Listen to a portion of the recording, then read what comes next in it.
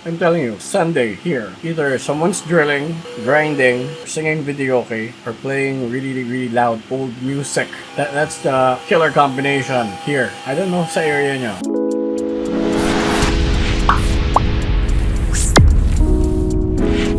Hey guys, welcome back to another video. It's me again, Chris, and today we're gonna be doing some DIY stuff for camping, alright? Well, it's not technically DIY per se from start to finish. We're gonna work with an already existing camping item na madalas ko makita sa mga bushcrafters and campers. But apparently I don't have one. Well, I used to have one, but I forgot to bring it with me when I moved here to where we live now, okay? We're gonna be talking about an axe. Now, why do I need or why do I want an axe? Well, again, it's a staple tool for anyone doing bushcraft or survival in general. The channel is starting to evolve around basic survival skills. So I think talking about owning an axe or a hatchet can definitely help you out with that because you can chop wood, split wood a lot easier with this tool. Now, an axe can be very expensive depending on saan mo binili. So what I wanted to do was look for the cheapest one that I can find and modify the hell out of it to somehow make it feel a bit more premium or robust para magawa niya yung what an axe is supposed to do without breaking the bank. Makakamura ka pa rin. So that's what I did. So what I'm gonna do is I'm gonna play a video up here about the axe that I purchased. So Shopee kasi, they're starting to remove these items. I don't know why Shopee is restricting the sales of knives, axes, tools like this. Kasi you can buy it anywhere. Kung totoosin, if may time kang mamili sa labas, you can buy it anywhere. It's not like it's illegal. So I don't know why they're restricting it, but they are. And I was able to get this by luck. Okay? So I found this axe. It cost me 250 pesos. In dollars, that's $4 or $5, give and take. So mura siya. It's a basic axe, not too long, not too big, just enough to be a carry-on item. Madali siyang bitbitin if you're camping or moto camping or hiking. The weight of the blade is decent. It's around 2 pounds if I'm not mistaken. So you can really hammer it down without needing more leverage with a longer handle. So sakto lang siya. The issue I had with this was it's not very sharp. We're gonna do a sharpness test in a bit. And if you're a follower, you know I love blades and I keep them sharp. As you can see, I have a bunch of blades right behind me. There's a machete there, hidden somewhere. There's also a throwing knife up there, katanas, and one wakizashi. So I keep them all sharp. I sharpen them myself. I use 1000 and then a 6000 grit stone to do that. So I'm gonna be sharpening this axe as well. Pero, just a heads up, I'm not satisfied with the sharpening that I did. And the reason why I'm not happy about it, kasi yung profile ng blade nitong axe na to, it's for splitting wood lang. It's good for splitting wood, but I want to be able to chop wood. Ibang splitting sa chopping, split is when you cut it right in the middle. You can do that basically with a rock if you're strong enough. I want to be able to chop it. Let's chop mo yung wood or whatever it is that you're working with in a way na later on, madali na siyang carve with a knife or any other carving tool that you own. So, dadalhin ko pa rin to someone who can do that. Wala kasi ako nung ginagamit ng mga washador ba tawag doon. Yung mga stones na nag-spin ng mabilis. I don't have one of those. So I need to find someone who does and work with them to get the profile that I want. I profile ko yung blade. I'm not gonna turn it into a Viking axe. I just want it reprofiled to chop wood effectively. Also, what I'm gonna do is yung handle looks great. Looks really nice. Very plain, very simple. I like it, but I wanted to give it a weathered look. So what I'm gonna do to achieve that is I'm gonna burn it. I'm gonna burn the handle with a butane lighter. Make sure you're not completely burning it. Otherwise, magiging pure black siya. It's also a nice color, pero I don't want to lose the touch of wood. Kasi kung pure black siya, it might look like it's not wood. If it makes any sense to you guys. Sa akin kasi if it's pure black, it could either be plastic or metal. I want it to look like it's still wood. So I'm just gonna burn it a bit, singe it up a bit. Hindi talaga sunod. So makita mo pa rin na it's wood. And also what I'm gonna do is I'm gonna cover it with beeswax just to protect it as well. And give that a little bit of glow or shine. Hindi siya yung overpowering na shine na parang gumamit ka ng varnish. Hindi ganon. Just enough to protect the wood and at the same time, give it that glow. That very minuscule glow na makikita mo sa kanya. It looks really nice. Mamaya makikita nyo siya. What I'm also going to do is kung nakikita mo yung 4 to 5 inches below the axe blade, yung kasing area na yan, yung neck ng axe mo na yan, it's susceptible to what you call overstrike. What do I mean? Overstriking works like this. Let's pretend this is your axe blade and my arm is your axe. And kunwari, ito yung wood na i-chop mo. If you overstrike, tatama tong ito, hindi yung blade, yun sa wood. So it can break the actual neck or magkakaroon ng scratches or dents or madadamage siya to the point na hindi mo na mapakinabangan. Another way how overstrike happens is when you strike tapos paside, imbes na diretso yung strike mo, napaside ka, nag-slip. So, pag yan nangyari, madadamage yung gilid ng leeg ng axe mo. And that's not good. So, we're gonna protect that with something very basic and easily accessible. I can do it with leather, but it's gonna take some time to do it with leather and mas mahal gawin yun. So, what I'm gonna use instead is regular 550 paracord. Again, I'm gonna show all the process here sa inyo sa taas so you guys can see how I DIY the hell out of this axe, okay?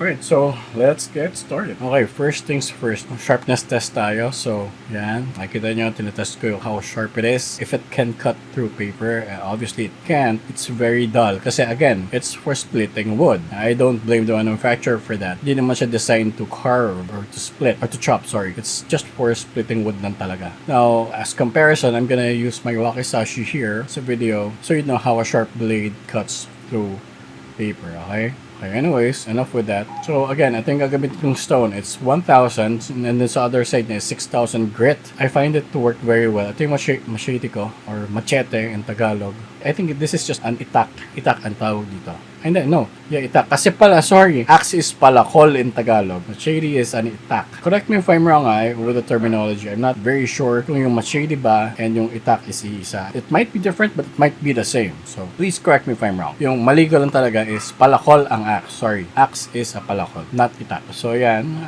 Tapos tayo dun sa sharpness test and I'm gonna show you what I'm gonna use to somehow sharpen the blade. It's not gonna be super sharp. It's gonna be decently sharper. Okay? Now, ayun yung gagamitin ko to burn the wood, yung butane lighter and yung burner. So I'm gonna show you the process on how I make that. Oh yeah, I forgot to mention, nalagyan ko rin muna ng tape pala. This is a wire harness tape. Fabric siya, hindi siya yung tape na plastic or rubber. So the reason why I'm putting that first is because pag nabasa yung paracord and wala siya, the water will seep right through the wood. Based on the description na itong tape na to, I haven't tested it ha. Don't take my word for it. Just a caveat. Ang sinasabi ng tape na to, it's heat resistant and water resistant. We will find out if it is. Now, hopefully, it is water resistant. That way, kahit mabasa yung paracord during rain or when I travel, hindi pa rin magsisip yung moisture sa wood. So, babalutin ko rin siya nun before I put the paracord overstrike protection dun sa neck nung handle. Simulan natin i-burn yung wood. There's a coating sa wood na to. I'm not gonna remove it. I don't think it's necessary. It's gonna take up a lot of time and it will burn din naman once I start lighting it up with the burner. Ngayon, for imperfections like that, yung nakita nyo dyan, I can easily remove that or scrape it off so I don't really have to worry too much about it. So yan, tutuloy ko na lang. If you're gonna do this, it's up to you kung gaano ka-burnt mo siya gusto. It depends on the preference of the user. So this is what it looks like now. I achieved the look that I wanted to achieve. It's really up to you. You can leave it as is, as light as it was originally, and as dark as you want it. Nasa inyo yan. This is a good stopping point for me. I like how brown it is. So, paano lumabas yung grain ng wood. I like how it pops out now. It looks really nice, looks premium. And again, yung imperfection na yan, sinasabi ko sa inyo kanina, I can easily just scrape it off with an X-Acto blade or any razor blade that you have. The logo is still there, that's fine. I don't know who Anton is, but he makes a great basic axe. I'm gonna leave the link to this axe in the description box below if you're interested in getting one of these as well. My X-Acto blade is a bit old. I was able to scrape it off quite easily, diba? So, hindi siya ganun kahirap gawin. What I'm gonna do next, since I'm gonna go ahead and start wrapping yung tape dun sa neck nung handle, and then I'm gonna work with a paracord. You just wrap it until ma-reach mo yung part where you want to stop. This is around 4 to 4.5 inches from the blade. The neighbor's dog is so annoying. I don't know if you can hear it. And Sunday ngayon, of course, someone's gonna use a grinder. They're grinding right now. Mas mamaya may kakanta dyan. Oh God. Okay, so as I mentioned, lalagyan ko pala ng beeswax yung handle. And stupid me, nalagay ko na yung tape before I realized that I forgot to put it. So I-apply ko na yung beeswax sa remaining handle na exposed. It's a great material to use if you want to clean or wax your wood. It also protects the wood, so maganda siya. And again, nakita niyo yung difference. Now it's glowing a bit. Hindi siya yung overpowering na parang may lacquer finish na kumikinang. Hindi siya ganon. But it has that glow now after I apply the Beeswax. Very, very subtle shine siya and it looks really, really nice. I'm telling you, Sunday here, either someone's drilling, grinding, singing videoke, or playing really, really loud old music. That's the killer combination here. I don't know sa area nyo. I'm pretty sure you have these types of neighbors as well. I'm waiting for him to stop before I start talking. But I might just talk really loud just to drown out that stupid grinder sound. Okay. So he stopped for a couple of minutes. I'm gonna start now again before he goes again, okay? So ito na. We're gonna tie the paracord na. And first, what you need to do is make a bite. Longer than the...